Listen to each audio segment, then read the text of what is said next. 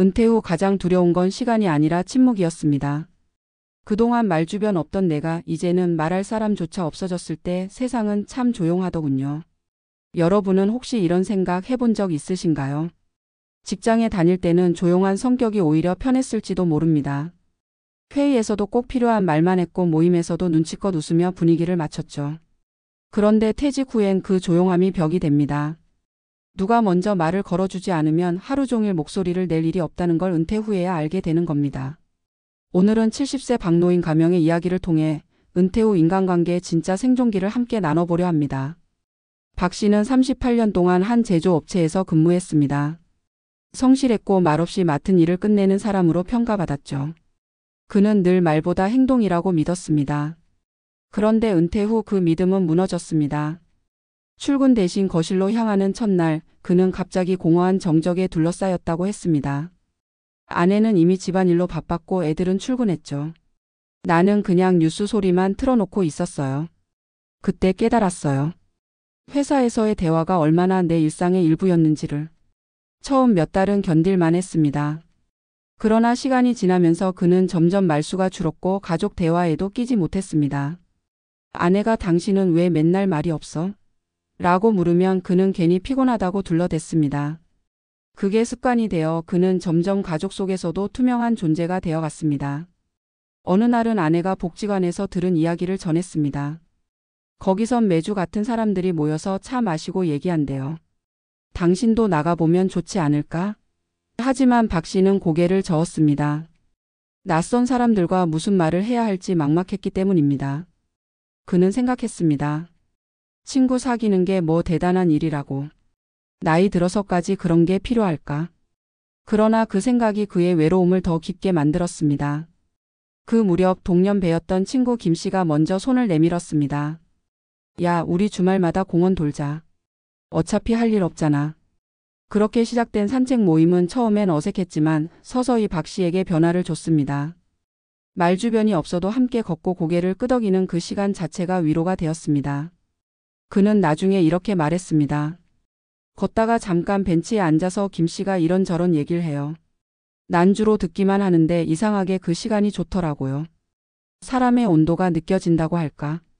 그런데 그마저도 오래 가진 않았습니다. 어느 날 김 씨가 병원 입원으로 모임을 중단하게 되자 박 씨의 하루는 다시 침묵으로 돌아갔습니다. 그는 스스로를 다그쳤습니다. 내가 너무 수동적으로만 있었구나. 그제야 박 씨는 복지관 문을 열었습니다. 처음엔 아무 말도 하지 않았습니다. 그런데 한 직원이 처음 오셨어요. 커피 한 잔 하실래요? 라고 웃으며 말을 걸었고 그 한마디가 얼어붙은 마음을 녹였습니다. 그는 하루에 한 번이라도 누군가와 말을 섞기로 결심했습니다. 대단한 대화가 아니어도 괜찮다고 생각했습니다. 날씨 참 좋네요. 이 커피 향 괜찮네요. 같은 말들이 그에겐 생존의 시작이었습니다. 몇 달이 지나자 그는 작은 변화를 체감했습니다. 얼굴에 생기가 돌고 아침에 나설 이유가 생겼습니다. 그는 말했습니다. 내가 그동안 사람들을 피했던 게 아니라 말을 잃어버렸던 거더라고요. 말을 하면 마음이 살아나요. 전문가들은 은퇴 후 말의 근육이 약해지는 걸 경계하라고 조언합니다. 직장에서는 역할이 대화의 문을 열어줍니다. 하지만 은퇴 후엔 그 역할이 사라지면서 대화의 이유가 함께 사라집니다.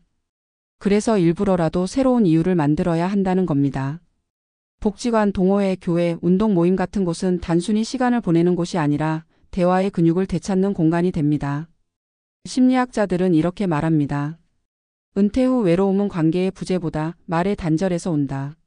즉, 말 한마디가 하루의 활력을 되살리는 사회적 산소가 된다는 뜻입니다. 박 씨는 지금도 완전히 말이 많아진 건 아닙니다. 여전히 조용하고 낯선 사람 앞에선 긴장합니다. 하지만 그는 스스로를 달리 정의합니다. 나는 조용한 사람이지 고립된 사람은 아니다. 그 말에는 큰 전환이 담겨 있습니다. 조용함은 성격이지만 고립은 선택이기 때문입니다. 방송을 마무리하며 한 가지 꼭 기억하고 싶은 메시지를 전하고 싶습니다. 인간관계는 재정보다 더 빨리 사라지고 더 천천히 회복됩니다. 그러나 그것이 불가능한 건 아닙니다. 우리가 한 번의 대화, 한 번의 인사, 한 번의 눈맞춤을 시도할 때마다 관계의 끈은 조금씩 다시 이어집니다. 말주변이 없더라도 괜찮습니다. 중요한 건 말을 건네려는 마음입니다. 결국 은퇴 후의 인간관계는 대화의 기술이 아니라 관심의 연습에서 다시 시작됩니다. 여러분도 오늘 하루 누군가에게 먼저 한마디를 건네보시길 바랍니다. 그것이 외로움을 이기는 첫 걸음이자 다시 세상과 연결되는 시작입니다. 은퇴 후의 외로움은 단순히 시간이 남아서 찾아오는 것이 아니다. 그것은 자신을 둘러싸던 관계의 껍질이 벗겨지며 드러나는 침묵의 진공에서 비롯된다. 우리는 일터에서의 대화 보고의 말, 회식 자리의 인사, 출근길의 짧은 인사 속에서 생각보다 많은 사회적 접촉을 누려왔다. 그러나 그 모든 말들이 사라지고 나면 남는 건 낯선 고요다. 그 고요는 처음엔 편안하다. 하지만 곧 외로움으로 바뀌고 시간이 지나면 자신을 갉아먹는 공허로 변한다. 박 씨의 사례는 그 전형을 보여준다. 그는 평생 말보다는 일로 인정받았고 조용함을 미덕이라 여겼다. 그러나 그 미덕은 은퇴 후 그를 세상과 단절시키는 굴레가 되었다. 직장이라는 사회적 장은 대화의 이유를 제공해준다. 하지만 그 이유가 사라지면 대화는 주저와 불안으로 변한다. 내가 먼저 말을 걸면 상대가 부담스러워하지 않을까, 괜히 어색해지지 않을까 하는 생각이 마음을 가둔다. 그렇게 몇 달, 몇 해가 지나면 사람은 자신을 내면으로 밀어넣는다. 외로움이 깊어질수록 사람들은 더 말을 잇는다. 그리고 말이 줄어들수록 다시 외로워진다. 이런 순환을 깨뜨리는 첫 걸음은 관계의 기술이 아니라 관심의 회복이다. 누군가와 진심으로 연결되고 싶다면 화려한 언변이 아니라 작은 호기심 하나면 충분하다.